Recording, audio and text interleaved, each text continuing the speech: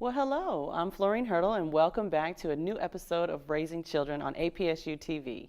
Each show will bring you parenting tips and special insight on children and their thoughts. As parents, we need to love, guide, support, pray for, and educate our children. I have a 7-year-old son myself, and I've realized that I don't always have the answers that are needed. And so on today's show, we're going to discuss suicide and how to prevent it for our children and for others. This is a topic that many parents do not want to talk about or discuss among ourselves, let alone our children. And some even find it difficult maintaining as their children mature.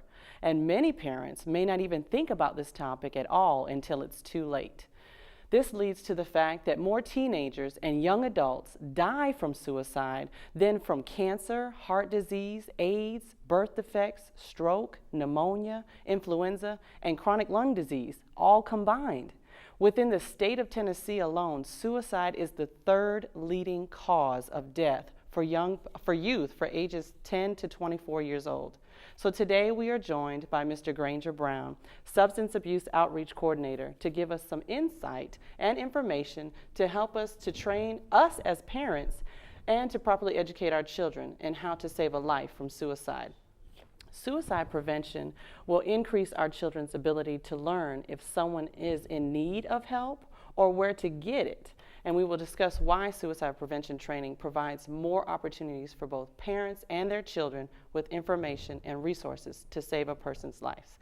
Thank you for joining us today, Well, Mr. thank Granger. you for having us. We do everything we can to get our suicide prevention message out through all the media all the time, and I'm just glad to be up here today. Well, thank you so much. So let's talk about Tennessee Suicide Prevention Network. What is that?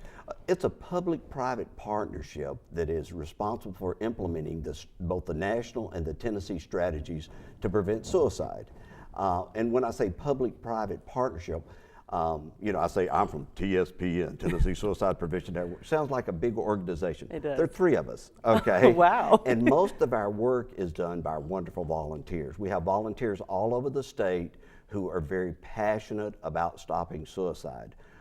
Many of both our staff and our volunteers are survivors of suicide. That means we've lost somebody to suicide, and we want to help others not have to go through what we have to go through.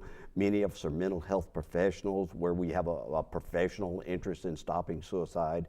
But many of us are just people that just, like you were just noting, are saddened by the high statistics for death by suicide in Tennessee. Oh, wow. And so when you said there's 3 of you guys, so who do you partner with or work with? We work with anybody who wants to come to the table. Okay. We certainly work with our hospitals, like our psychiatric hospitals, and also our general hospitals. We have one project now where we're going into the ER rooms at hospitals and training their staff how to identify the clients that come in there that might be having thoughts of suicide, and then how to help them. We partner with corporations, just anybody who would like to come and do something in their location. TSPN has 8 different regions around the state, and each month we have the regions get together and we plan strategies for that location. I'm active in the Mid-Cumberland region, which is around Nashville and Middle Tennessee. Okay. And we do things like train people in suicide prevention. We have suicide awareness events where if there's a health fair or some conference, we will go there and have a table out where we give out literature and just educate people about how prominent suicide is in Tennessee. Well, that's awesome. And so with that, we'll be back with more after this. What was your excuse? I couldn't make it to classes on campus. I didn't want to be the old guy in class. I didn't think I could afford it with my GI Bill benefits. Work was my excuse. Austin Peay State University is putting an end to the excuses. You've been in that desk for years, waiting for the next bell to ring. Now it's time to stretch your legs and your limits. Get up, get moving, get on with your life at Austin Peay. Come on, let's go. One in. Go!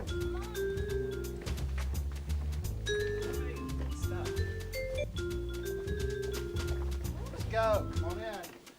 Got a lot more room here. Go. Come on in.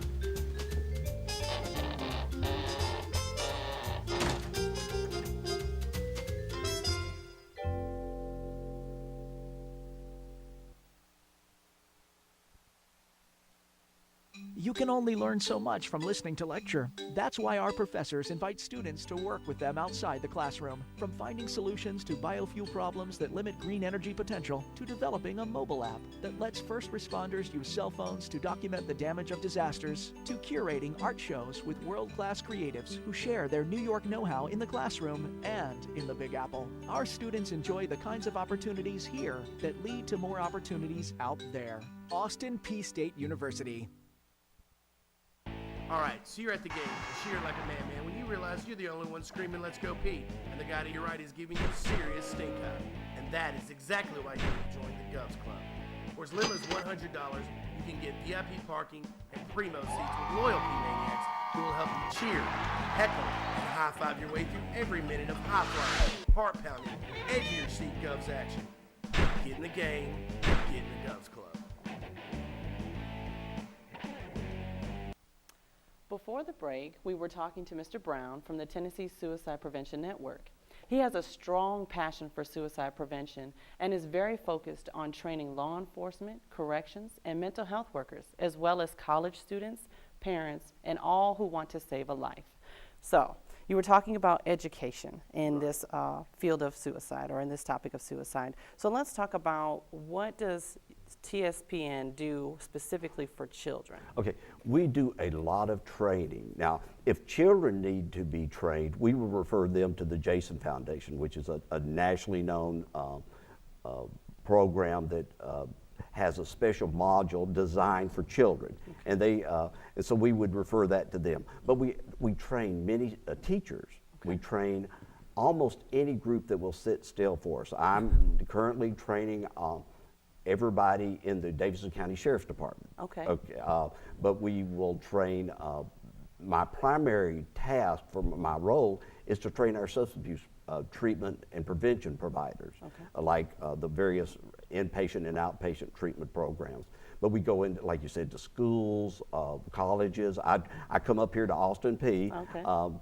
Once a semester and train the nurses here. Either okay, I or one of my peers do okay, that. And I do the same thing down at Middle Tennessee and at UT and all over the place like that. We train in suicide prevention, i.e. how you identify that somebody might be having thoughts of suicide, and then we show them how to ask the question, okay, and then how to follow up and how to get them to the help they need. Okay. We also train in something called postvention. Mm-hmm. And postvention are the activities that take place at a school or a business after somebody has died by suicide. It's probably, for me personally, one of the harder tasks we do, right, where we will go in, a month ago we went into a middle school, mm-hmm, where a 14-year-old child had killed themselves. Wow.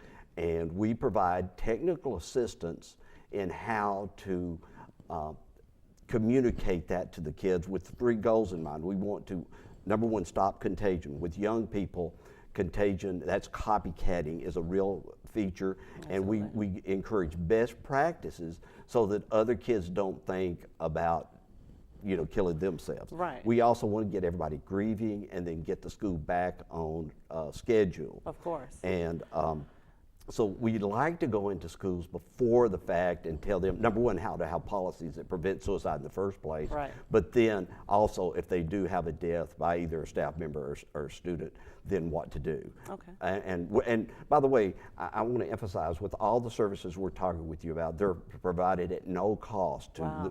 We are funded through the state. Okay, so free. Yeah. Okay, now, we like free. Another thing we do, we partner with everybody. One of the programs we partner with, and now, Tennessee Suicide Prevention Network is a program of the Mental Health America of Middle Tennessee. They provide us administrative oversight.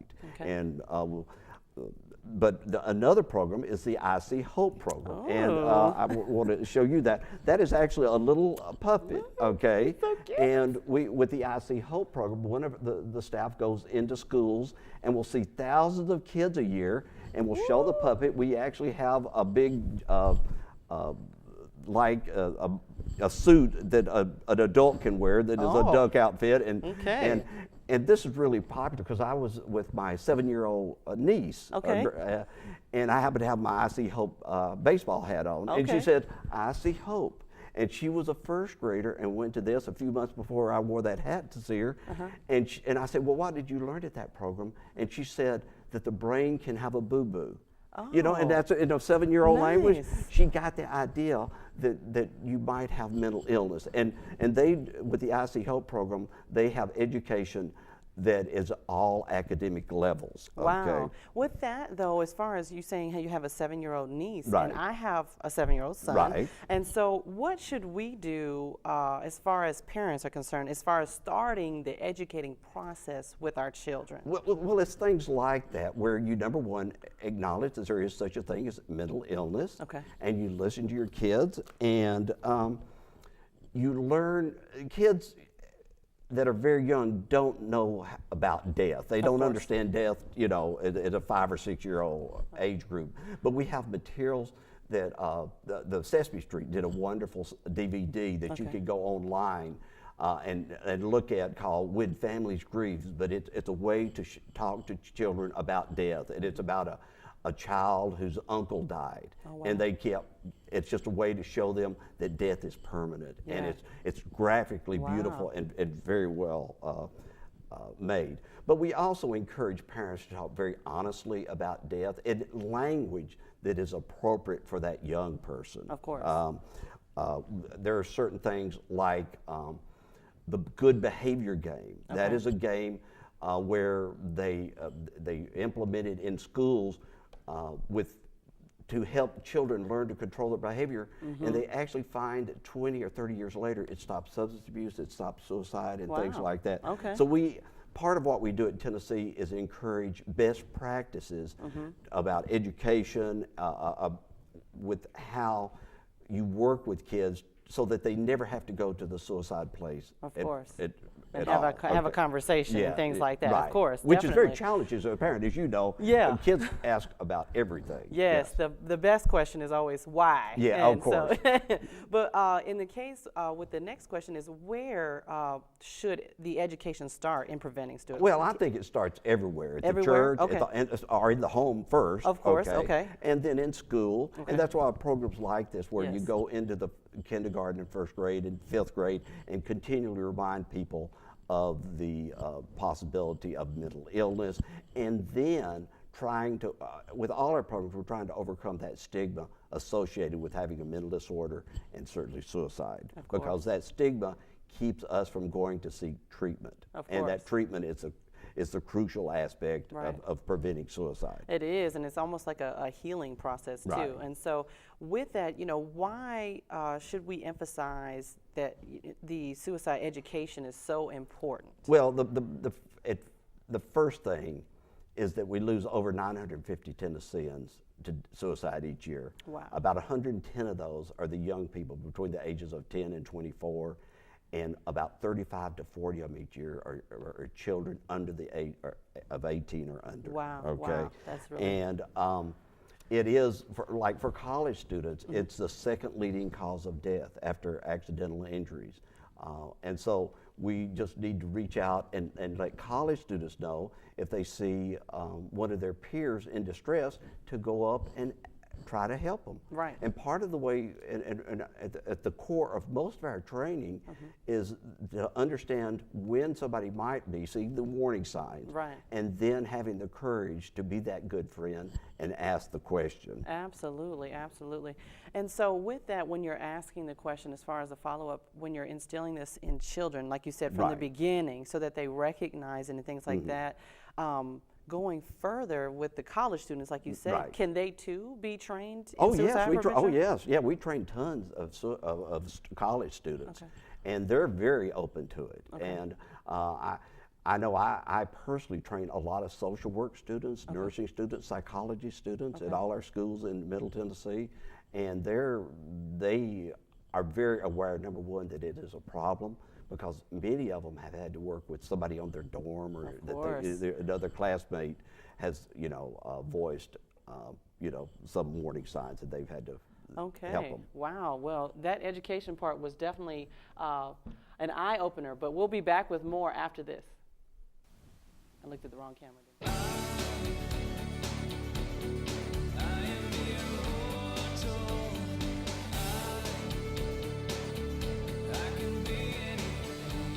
lot of different people.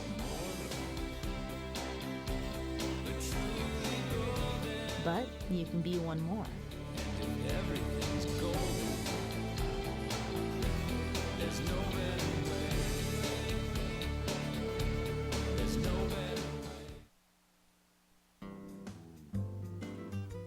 It doesn't have brute facts, and it doesn't let you just regurgitate material and definitions. You search and you search and you search, and you eventually do find some answers, but it's really the search that's so much fun. One of the big advantages I find here at Austin P is a small class like this, 5, 6, 7 people, we have access to a full professor. It's a small college. The professors are really engaging, and me and my classmates have a lot of really good discussions. The professors at Austin P in philosophy are amazing. You have Dr. Randall, Dr. Rochlow, and Dr. Michael, and they all work very, very hard. It's a very small department, but because it's small, it's also very close-knit. I'm Mark Michael. I'm a professor of philosophy. If you're looking for a challenging program, I would invite you to come and talk to us.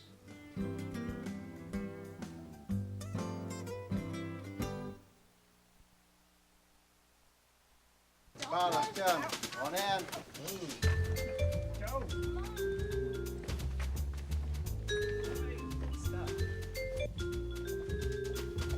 Let's go. Come on in. Got a lot more room here. Go. On in.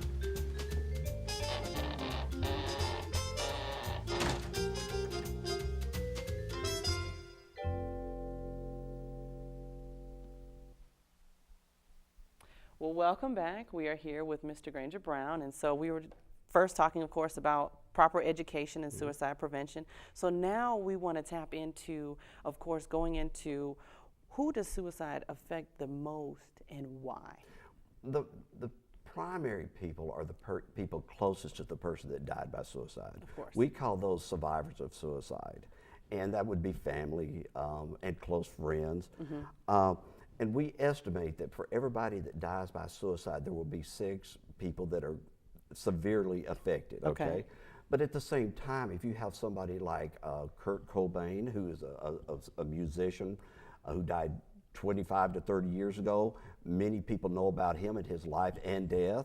Or we have a Junior Seau who died about 18 to 20 months ago. He was one of the best NFL players that ever existed. He played 13 years for the Chargers and went to the Pro Bowl 9 times. He did. And is arguably one of the best players. When somebody like that dies, it's millions and millions of people are affected, okay? Yes.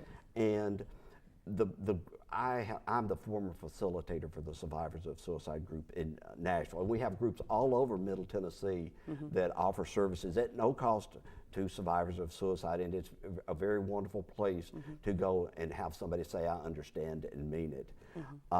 But we will talk to them about the normal transitions, because when they come to the group, many times survivors feel like they're losing their mind, when really they're having a very normal reaction for that very shocking, traumatic event. Of course. And we talk a lot about guilt and blaming, which people tend to do or want to try to understand the death.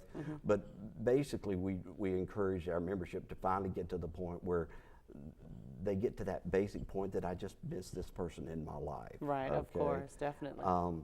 And as part of our education, we just look at the devastating cost of this. We estimate that the cost is about $1 billion a year in Tennessee for the loss by suicide. About $200,000 is the medical cost. Okay. Or $200 million, let me get that right. Okay. Is the medical cost of just treating people who have attempted suicide but lived through it. Oh, wow.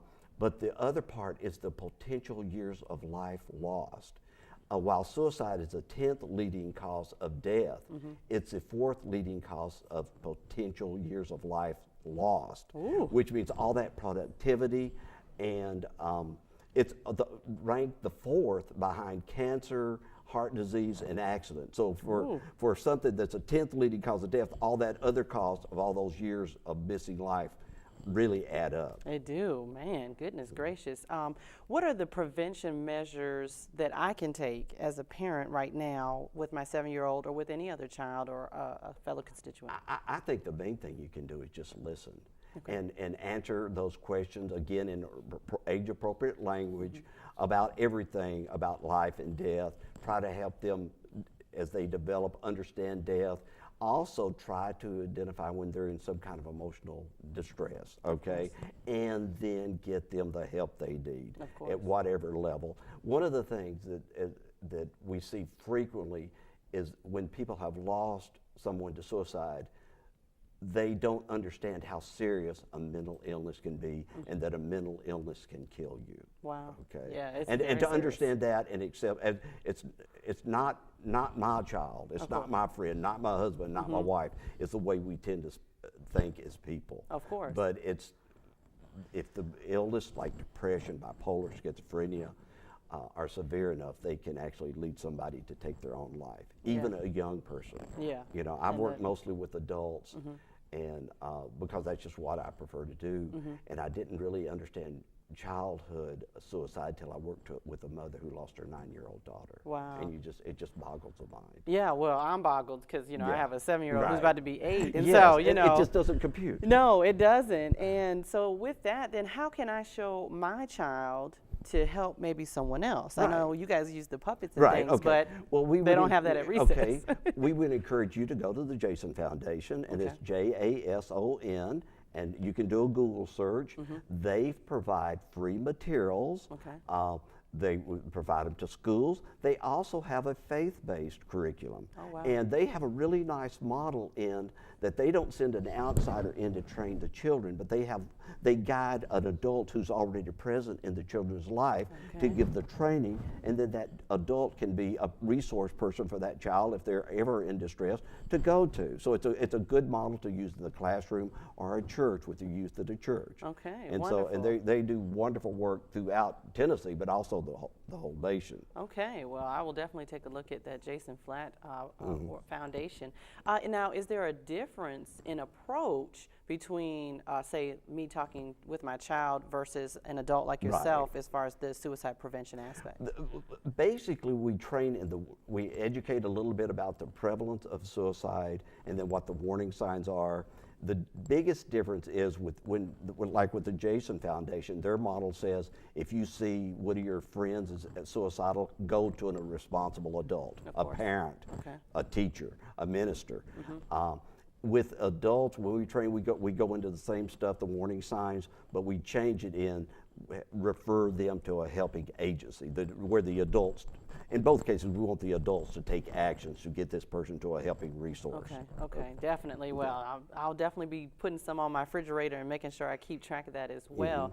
Now, going into the TSPN, you had mentioned some of them before, but what are the other programs, or all of them included, at TSPN that that you have in place that can help us? Okay, well, we have the Tennessee Lives Count. I think that's how you get familiar with it. This is a youth-oriented suicide prevention program where they go in with a focus on suicide prevention and training children. We have the Mental Health America of Middle Tennessee. They have the IC Hope programs. We also have programs that address Alzheimer's in the elderly, but with all of them, we're trying to decrease the stigma. You can find out about all our programs by going to our website at tspn.org or just giving us a call at 615-297-1077. I think you're putting that up on the monitor somewhere. We also want, as we do these presentations, we know there may be people having thoughts of suicide. And so we would encourage them to contact the National Suicide Prevention Lifeline. Of course. That is a 24-hour, 7-day-a-week telephone line. They have centers all over the nation. I think the last time I looked, there were 162. And they have a wonderful technology, and if you call from this area, you get a call center that's in that same location.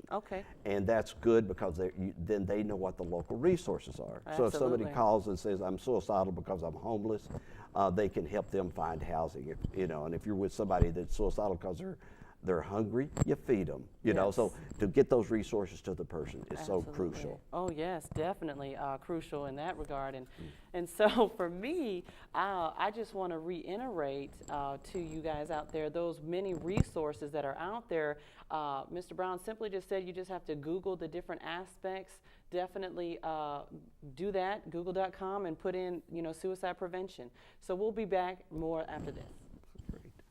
What was your excuse? I couldn't make it to classes on campus.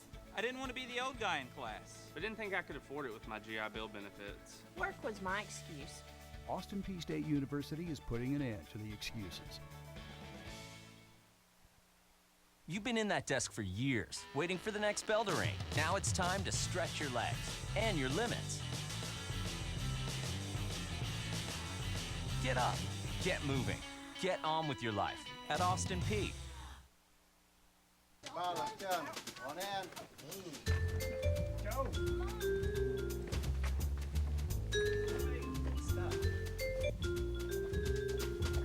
Let's go. Come on in. Got a lot more room here. Come on in.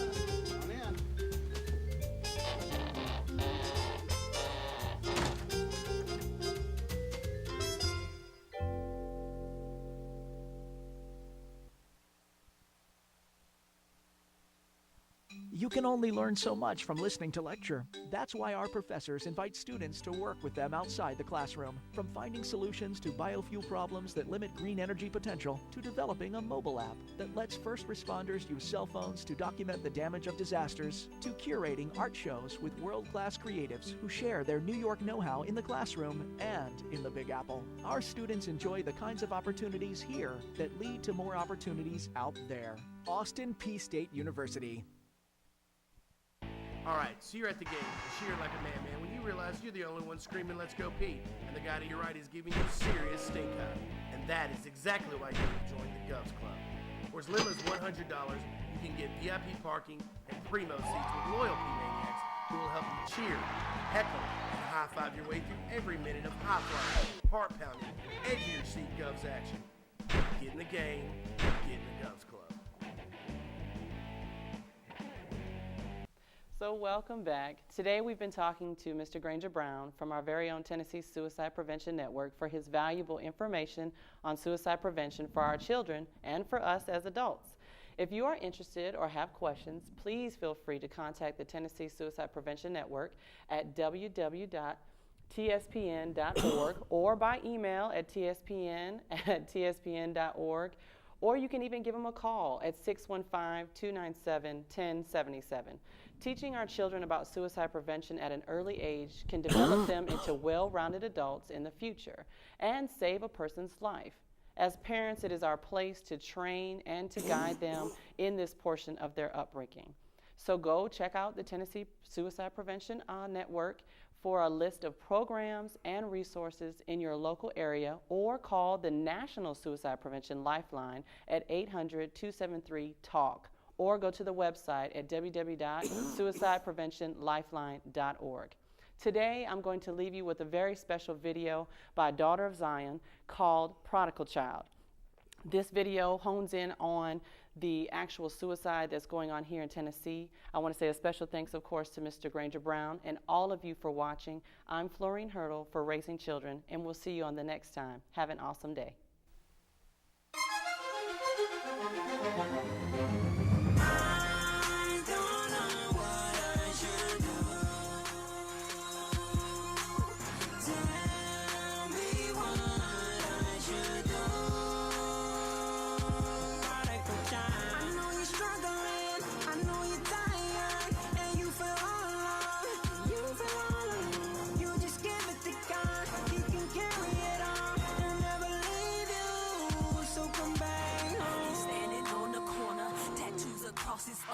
Searching for someone to love him. At home there is none. Struggles with inner dreams, even with low self-esteem. Who will be the one to speak life into this destined king? He hangs with street soldiers, every day looking over his shoulder. Don't know what's next. In a minute his life could be over. Feels like a black sheep in the midst of a white crowd. No one takes notice of the struggles of this dear child. And things gets no better, even as he grows older. Does anyone see he is now losing all his danger. He's